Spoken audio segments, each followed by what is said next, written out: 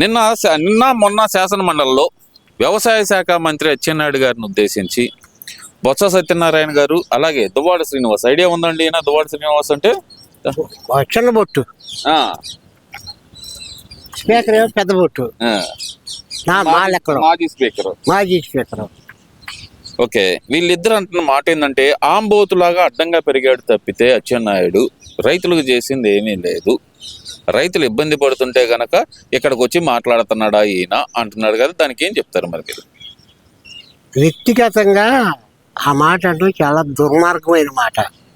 ఎందుకంటే ఒక పవిత్రమైన దేవాలయంలో ఉండి ఆ రకంగా ఒక పక్క మనిషిని కించపరిచి వ్యక్తిగతంగా అనే మాట యువతరాళ్ళు కనుకంటే వాళ్ళు ఎంత బాధపడతారో అవతరాళ్ళు అన్నప్పుడు కూడా వీళ్ళకి కూడా అంత బాధ ఉంటుంది.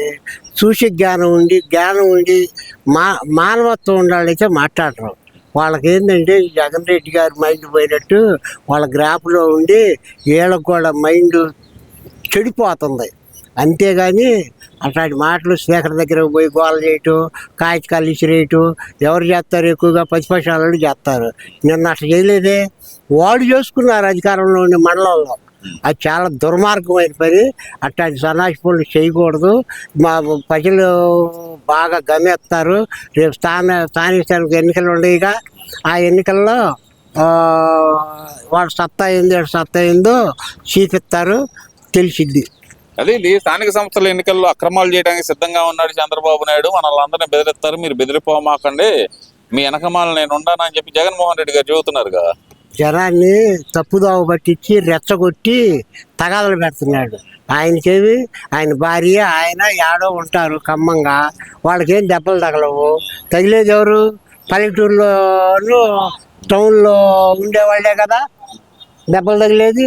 కొట్టుకొని పోలీస్ స్టేషన్ ఊళ్ళంతా బాగా కొట్టుకునేది. వాళ్ళ మూలాన వీళ్ళ కాపురాలు ఎన్ని దెబ్బతింటున్నాయి అది అర్థమవుతుందా? వాడు బతికిందే బతికినప్పుడు రాజకీయం అంటే ఎట్లుండాలి? వాడు బతికింది కాదు. వాళ్ళు ఎట్లా బతికినా జనాన్ని సకరంగా బతికిచ్చే ఆలోచన చూడాలి. కానీ వాళ్ళకి ఏ ఇబ్బంది వచ్చినా ముందు క్షణంలో ఆడ ఉండాలి, అది గొప్పతనం. కానీ వీళ్ళకి మళ్ళీ చాటు దెబ్బలు దొంగ దెబ్బలు కొడదు, అది కరెక్ట్ కాదు. ఆ రోజు ఏం చేశారు? స్థానిక సంస్థ ఎన్నికల్లో ఏకగ్రీవం కావాలని కోరుకున్నారు వాళ్ళు. జగన్మోహన్ రెడ్డి గారు అన్నారు అప్పుడేమో ఏకగ్రీవం కావాలన్నారు, ఇప్పుడు ఏకగ్రీవం ఎలా అయితే చూస్తాను అంటున్నాడు కదా. మరి అదేగా రివర్స్ పాయింట్. ఆయన మెదడు లేదు. మెదడులో యాపకాయ అంత చేదు ఉండాలి, ఆయనకి గుమ్మడికాయ అంత చేదు ఉంది. అందుచేత ఆయన అట్నే మాట్లాడతాడు. ఒకదానికి సంబంధం లేదు. వాళ్ళ పిల్లలకు కానీ వాళ్ళకి కానీ ఎవరికి ఏం బాధ ఉండదు.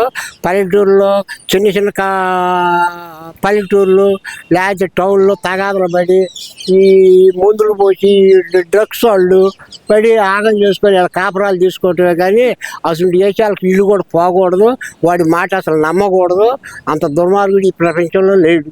అంటే ఆయన ఎందుకంటారు మరి అసెంబ్లీకి రాకుండా ఆయన శాసన మండలికి మాత్రం తన సభ్యులను ఎందుకు పంపిస్తున్నారు అంటారు? శాసన మండలిలో పోతారు, అసెంబ్లీకి వచ్చే కదా. ముందు ఆడ ఒక తీర్మానం చేసేది ఏడ కానీ ఫైనల్ కాదు. ఆడ బిల్లు వచ్చేయరు కదా, వీళ్ళు తీర్మానం చేసిన బిల్లుని శాసన మండలానికి వెళ్ళిద్ది. ఆడ పరిశోధన చేస్తే అవసరం వచ్చి మళ్ళీ వెనక్కి వచ్చింది.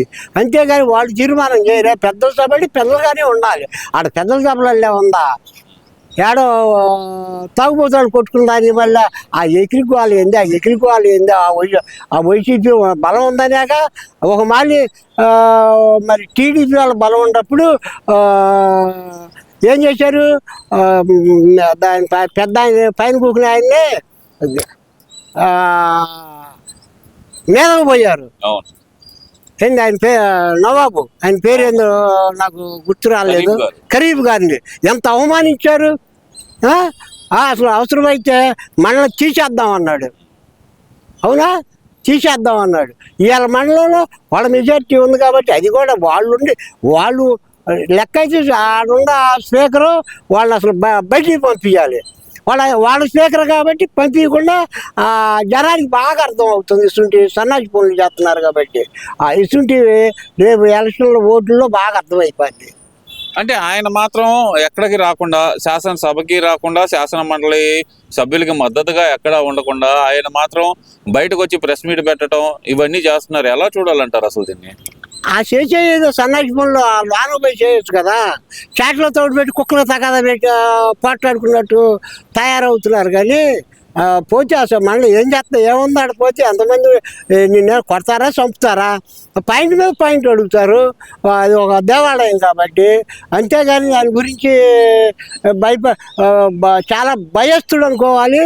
ఎందుకంటే భయస్తుడు వాళ్ళ చరిత్రలు మొత్తం మనకి వీడియో ద్వారా కానీ పేపర్ ద్వారా వింటున్నాం కాబట్టి వాళ్ళకి వారికి ఏం జరుగుతుందో అర్థం అవుతుంది. వెంకటరెడ్డి కాడి నుంచి జగన్ గారి దాకా ఈ అర్థం అయినప్పుడు మరి ఆ భయం ఉంది కాబట్టి 5 ఏళ్ళు కూడా చెట్లు నరుక్కుంటా, పట్టలు కట్టుకుంటా తిరిగి సన్నాసిలాగా బరిగా పోయాడు. కానీ ఇక చేటల తోడు పెట్టి జనాన్ని తగాదాలు పెడితే కోర్టుల చుట్టూ పోలీసు చుట్టూ తిరిగేది ఎవరో పిచ్చి జనం వీళ్ళేగా. అంతేగాని ఆయనకే ఖమ్మంగా ఏసీ రూలు ఎడ బాగుండా పోతే బెంగళూరు పోతాడు, బెంగళూరు పోతే హైదరాబాద్ పోతాడు, హైదరాబాద్ పోతే లండన్ పోతాడు కూతురు దగ్గరికి. ఆయనకేమి జనం పిచ్చోళ్ళు కాకుండా ఉండాలి కదా. ఈయన తౌడు పెట్టి తగాదు పెట్టి నాశనం చేస్తున్నాడు రాష్ట్రాన్ని. ఆయన మాత్రం నిన్న చెబుతున్నాడు కదా, అక్కడ రాబోయేది యుద్ధమే చేద్దాం అంటున్నాడు కదా అసలుకి. మరి ఆయనేమో మళ్ళీ పాదయాత్రకు వస్తాను, అది త్వరలోనే పాదయాత్రకు వస్తాను నేను అంటున్నాడు కదా. మరి పాదయాత్రకు వస్తాడు, తిరుగుతాడు. ఏం ఉపయోగం పాదయాత్రకు వచ్చి? రేపు ఆయన గెలవములు చూద్దాం.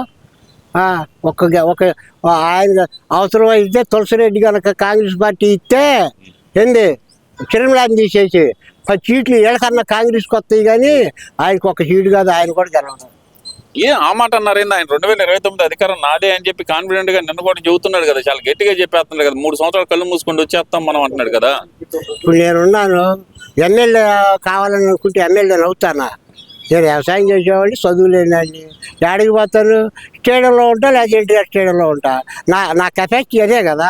ఈయన కెపాసిటీ పైకి ఎక్కే మునగ చెట్టు పెరిగిద్ది, ఊరకనే గాలి తిరిగిపోద్ది. ఈయన ఒక ఊపు అటు ఊగింది, కింద పునాదుల్లోకి పీక్కు వచ్చేసింది. ఇక వీళ్ళకి రాజకీయ భవిష్యత్తు లేదు. గంభీరంగా మాట్లాడటమే కానీ ఎక్కడ ఈయన వల్ల ఏది తేలదో.